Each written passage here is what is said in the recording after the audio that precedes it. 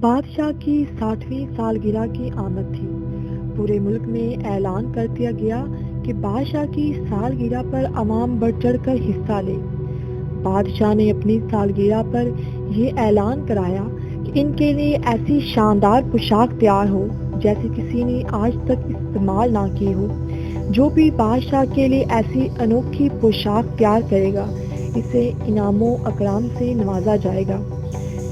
چند جوالا کے 3 ذہین لڑکے تھے جو بادشاہ کے مظالم سے تنگ تھے۔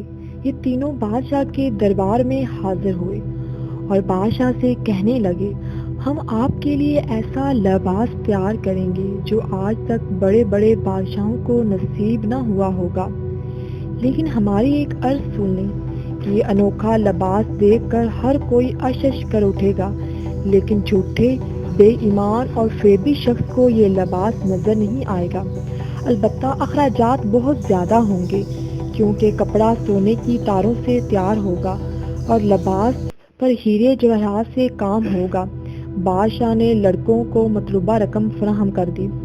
10-15 دن کے بعد بادشاہ نے اپنے سپہ سالار سے کہا وہ جا کر دیکھے کہ ان لڑکوں کا کام کہاں تک پہنچا ہے۔ سپہ سالار نے دیکھا کہ لڑکے کپڑے بننے کے لیے انداز میں خالی ہاتھ ہلا رہے ہیں۔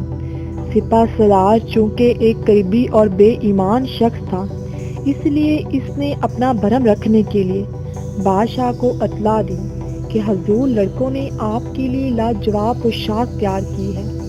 3-4 دن بعد جھوٹے اور بے ایمان وزیر نے بھی بادشاہ کو یہی رپورٹ دی۔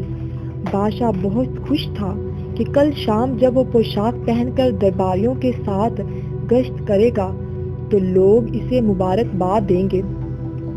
اگلی صبح لڑکے بڑے بڑے خالی تھان لے کر محل میں آئے۔ بادشاہ دیکھ کر تھان کو بہت خوش ہوا۔ پھر اس کو اپنے جھوٹے اور بے ایمان وزیروں کی داستان یاد آئی اور لباس نہ نظر آنے کی وجہ بھی سمجھ میں آ گئی۔ اس لیے اس نے مصنوعی مسکراہٹ چہرے پر سجائے ہوئے کہا، یہ لاجواب لباس ہے۔ سب لوگ بادشاہ کو فقط ایک سرخ نکر میں دیکھ کر کہکے لگا رہے تھے اور بادشاہ سمجھ رہا تھا کہ اس کی پوشاک کی تعریف ہو رہی ہے۔ اچانک بادشاہ کو ایک بچے کی آواز آئی جو اپنے باپ سے پوچھ رہا تھا، ابو بادشاہ سلامت صرف ایک نکر پہنے کیوں کھڑے ہیں؟